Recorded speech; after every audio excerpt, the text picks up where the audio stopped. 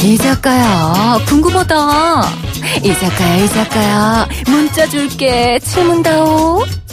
여러분은 지금 웃으며 정보를 입수하고 편안하게 참여하는 이동형의 뉴스 정면 승부와 함께하고 있습니다. 생방송에 참여하고 싶은 분들은 샵 0945, 우물정 0945번으로 단문 50원, 장문 100원의 문자 메시지를 보내주시거나 예스 앱으로는 무료로 참여할 수 있습니다. 지금 바로 보내주세요.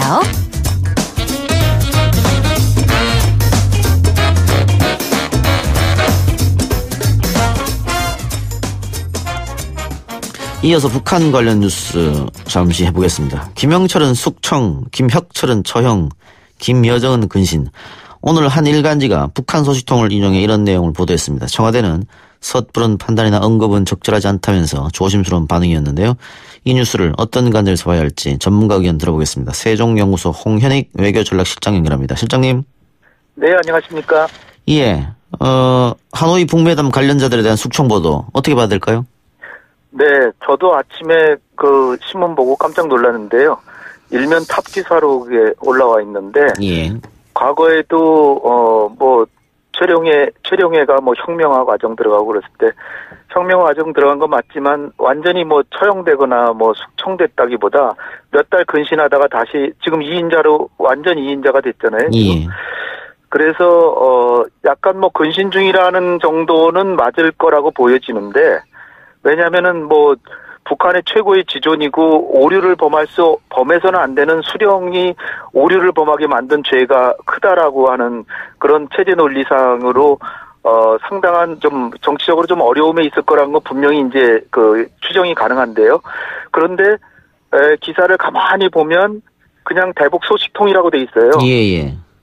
물론 뭐 취재원을 보호하기 위해서 일부러 그랬을 수도 있는데 과거의 사례를 보면 다 총살됐다, 처형됐다 그랬는데 군인 같은 경우에 뭐 별 두 개 정도 띄고 다시 뭐 별 하나로 나타났다가 다시 별 3개가 되고 그런 일들이 비일비재했거든요. 예.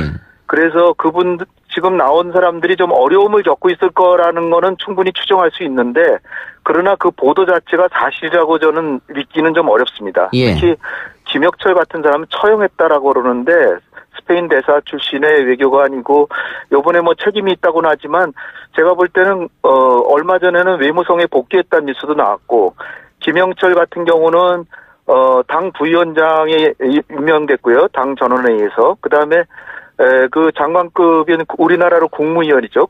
우리나라와 같은 장관급 국무위원에도 임명됐고 김정은하고 사진도 같이 찍고 했는데 과연 혁명화까지 보냈을까? 뭐 가능성은 있습니다만은 그냥 그 기사 보고 이게 사실이다 이렇게 믿기에는 조금 좀 그 근거가 좀 희박하다. 그런데 이제 우리 국정원에서도 확인해줄 사실이 없다. 그래서 일단 야당 쪽에서는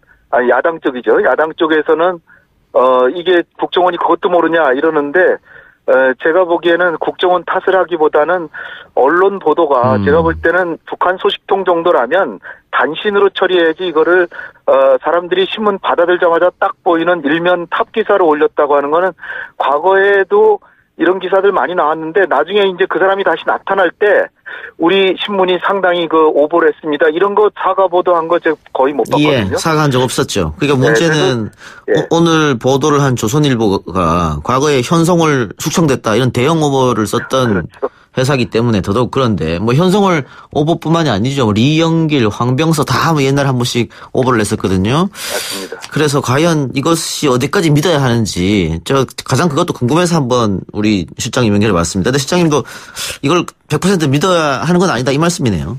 100%가 아니라 저는 한 40% 정도 믿습니다. 예. 그리고 그분들이 지금 그 나온 사람 거명된 사람들이 어려움에 처한 건 사실일 텐데 그러니까 근신하고는 있겠죠. 근데 이게 총살, 뭐 혁명화 과정, 뭐 정치범 수용소 김성애 같은 경우에 굉장히 김정은의 총애를 받았던 사람인데 통전부 통일 그 책략실장으로 그 사람을 갑자기 그렇게 정치범 수용소까지 보냈을까? 근데 이제 국정원에서 대체로 정보는 갖고 있어도 정확하게 그 사람이 어디 정치범 수용소로 갔는지 이런 거는 확인하기가 상당히 어렵기 때문에 그리고선 제가 볼 때는 어떻게 보면 좀 국내 정치적 공세성이 있지 않나. 굳이 그럴 필요가 있나? 제가 만약에 그 신문사 그 기자라면, 보도는 하되 상당히 단신으로 한 4면이나 5면 정도에 조그맣게 이런 정보가 입수되는데 사실관계는 좀 더 확인해 봐야 되겠다. 이렇게 보도를 할 텐데, 단정적으로 얘기하는 거는 조금 좀 과한 게 아닌가. 예. 제가 기억하기로는 5월 22일자 각종 그 뉴스 일간지에 김혁철 복귀했다 이런 기사가 있었거든요. 그렇죠. 외무성 복귀했다는 소식이 들어왔었죠. 그러면 복귀했다가 열흘 만에 처형시킵니까? 이것도 지금 뭐 어떤 소식을 믿어야 할지 모르겠어요. 그러니까 조금 우리 언론 보도가 근데 언론이 제가 보기에는 전 기자는 아닙니다만은 서로 경쟁이 심하기 때문에 만약 다른 경쟁지에서 먼저 내면 이게 물 먹는다 그러죠. 그래서 이걸 사실은 동아일보 주 기자가 먼저 이걸 입수했다 그러는데 굉장히 망설이다가 저는 주 기자 상당히 그 신중한 그 기자라고 생각하는데 그래서 한 20일 자긴 머뭇했는데 다른 신문에서 먼저 낸 걸 보고 아이고 이거 이러면 안 되겠구나. 왜냐면 물 먹는다 그러잖아요 기자가. 그런데 제가 볼 때는 보도하는 것 자체는 좋은데 이게 추정이라고 하면서 한 조금 단신 처리했으면 하는 바람입니다. 예, 알겠습니다. 네. 시간이 없어서 다른 거 하나만 궁금한 거 여쭐게요. 지금 개성공단 방북 허가가 났는데 북한이 여기에 대해서 반응을 보이지 않고 있습니다. 또 국제기구를 통한 인도적 지원에 대해서도 그렇고요. 북한 침묵이 이렇게 길어지는 이유가 뭡니까? 북한은 그건 언제든지 받을 수 있다고 생각하고요. 지금은 이제 미국하고 담판을 해야 왜냐하면 대북 제재를 풀어야 되는데 이게 뭐 식량 받고 개성공단 왔다 갔다 해도 이게 개성공단이 재개되는 게 아니잖아요. 그 상징적 행위이기 때문에 실질적인 개성공단 재개를 위해서 우리 정부가 한 발 나간다면 받아들이겠지만 그게 아니라 괜히 그냥 자기네들은 미국에 대해서 불만을 토로하는데 그걸 받아들임으로써 역시 북한이 굉장히 어렵구나. 그래서 고개를 숙이는 셈이 되기 때문에 안 받는 게 아닌가.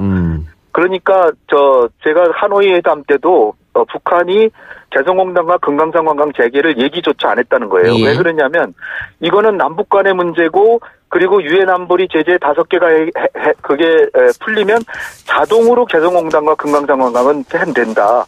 그런 정도로 북한은 큰 그림을 그리고 있기 때문에 일단은 우리 정부하고는 당분간은 좀 소강 상태를 보이지 않을까. 그렇다고 우리의 그런 제스처가 무시당한다거나 그렇게 생각하기보다는 이게 하나의 밑거름이 돼서 결국은 북미 대화를 개척하는 데 도움은 될 것이다. 알겠습니다. 그렇게 생각합니다. 예, 실장님 오늘 말씀 여기까지 드릴게요. 시간이 없어요. 네네. 고맙습니다. 네.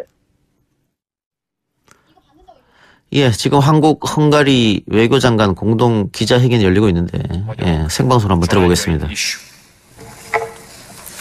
Mai napon szeretném világossá tenni, mint ahogyan azt már megtettem miniszterasszonynak a délelőtt folyamán, hogy a magyar hatóságok minden tőlük telhetőt, és még annál is többet megtesznek a mentési munkálatok sikere, az eltűnt személyek felkutatása, és a baleset körülményeinek tisztázása érdekében.